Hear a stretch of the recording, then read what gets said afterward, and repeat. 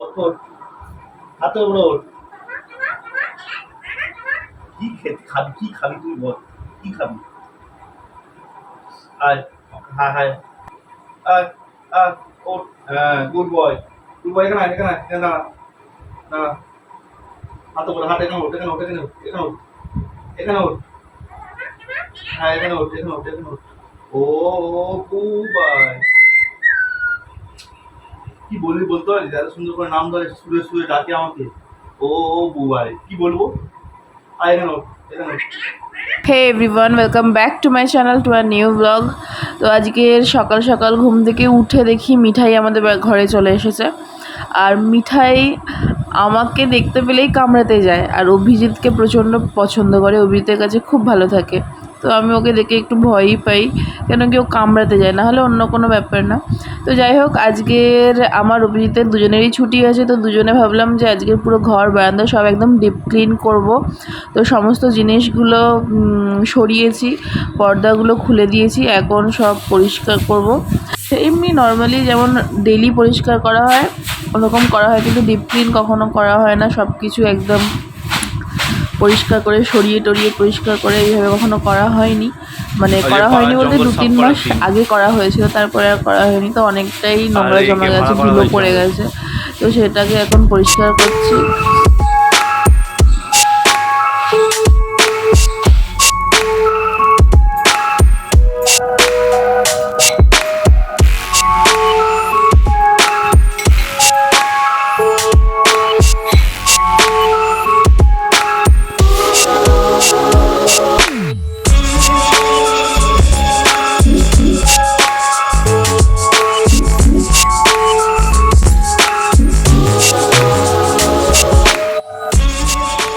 কাজ করতে করতে দেখলাম যে 2:30টা বেজে গেছে, আমাদের কোনো কিছু রান্নাই হয়নি। তো রান্নাটা এখানে করে নিচ্ছি, অভিজিৎ সবজিটা কেটে দিচ্ছে, আর আমি রাইস কুকারে ভাতটা বসিয়ে দিয়েছি, আর এখানে কলা দিয়ে বাটা মাছের ঝোল করছি।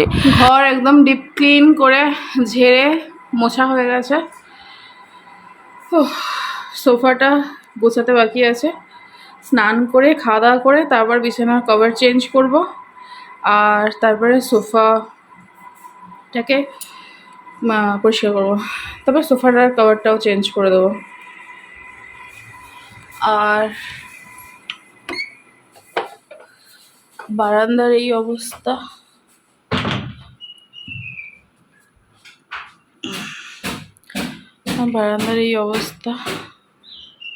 এখন বারান্দাটা পরিষ্কার করা হবে।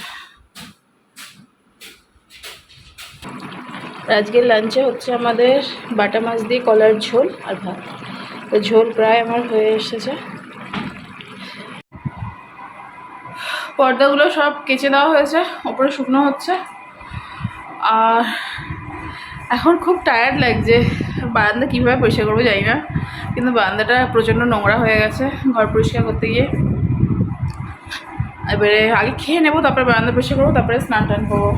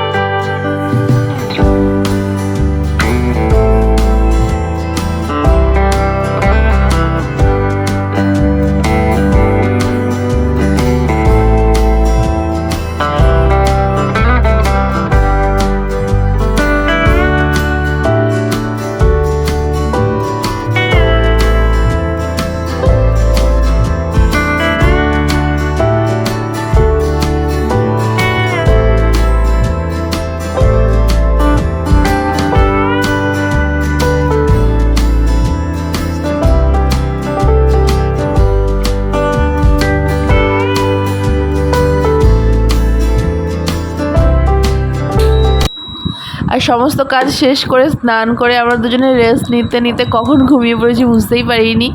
আর ঘুম থেকে উঠেছি 7টার সময়। তো ঘুম থেকে উঠে এখন চা বসিয়ে দিয়েছি। তো অভিজিৎ বলে দুধ চা খাবে, তো তাই জন্য দুধ চা বসিয়ে দিলাম।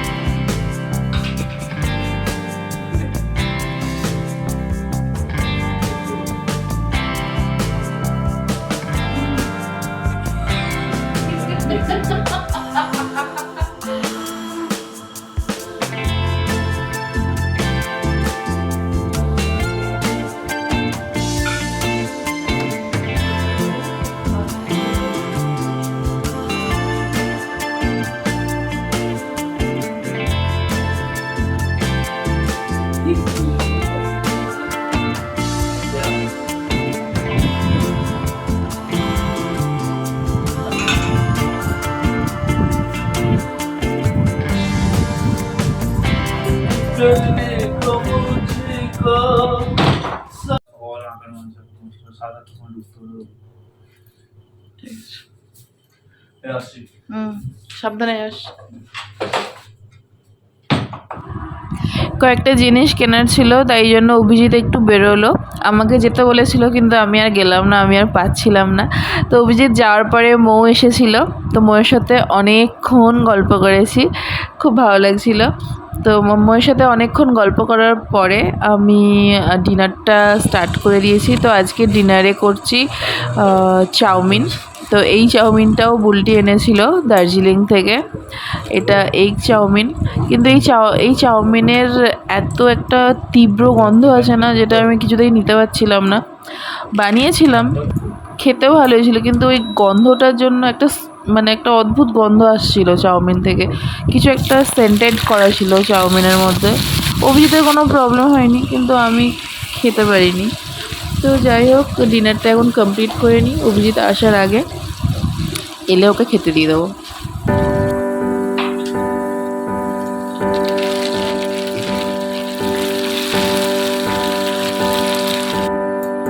কিছু আমাকে দেখবি না।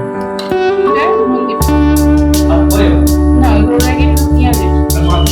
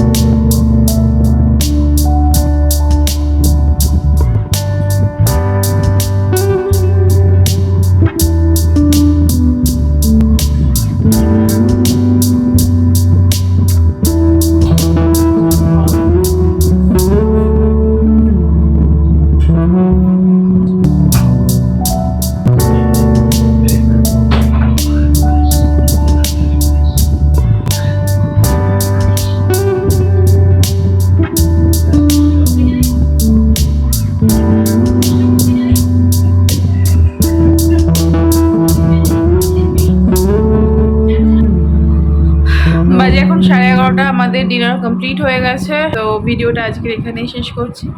যদি ভিডিওর মধ্যে কিছু ভালো লেগে থাকে তাহলে প্লিজ লাইক শেয়ার কমেন্ট করে দেবেন। আর কেউ যদি আমার চ্যানেলে নতুন হয়ে থাকেন তাহলে প্লিজ আমার চ্যানেলটা সাবস্ক্রাইব করে দেবেন। তাহলে দেখা হচ্ছে আমার নতুন কোনো ব্লগে। ততক্ষণ সবাই খুব ভালো থাকবেন। Bye, good night.